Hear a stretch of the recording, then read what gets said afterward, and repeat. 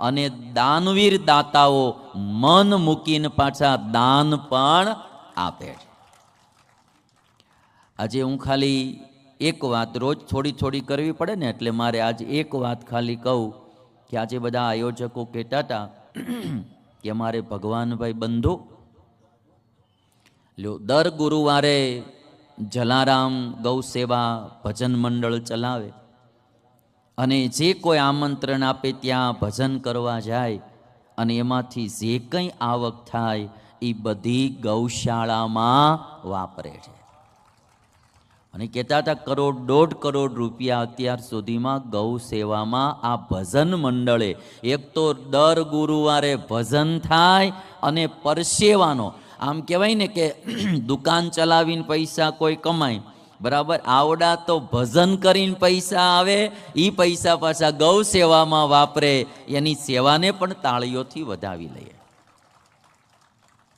એક ભાઈ બી બીજા છે, એની કાલે હું વાત કરીશ, પણ આજે આ ભજન મંડળવાળા જે ભજન કરી કરી અને ગૌ સેવામાં કરોડો રૂપિયા વાપરી રહ્યા છે, ત્યારે આપણા બધાની ફરજ થાય કે આપણે પણ ગૌ માતાની સેવા કરીએ. અને જે બધા દાતાઓએ લખાયું છે તો છે જ, પણ નવા દાતાઓ પણ આમાં જોડાય અને ગાય માતાની ખૂબ સારી સેવા થાય.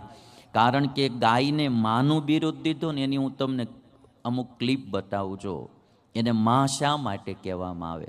ગાય મારું તારું જોયા વિના મનુષ્ય માત્રનું પોષણ કરનારી છે. ગાય કોઈ જાતિવાદ નથી રાખતી, ગાય કોઈ સંપ્રદાયવાદ નથી રાખતી.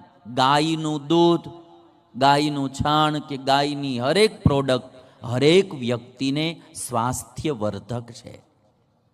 ગાય એટલું ભોળું અને એકદમ નિર્મળ પ્રાણી છે. તમે જો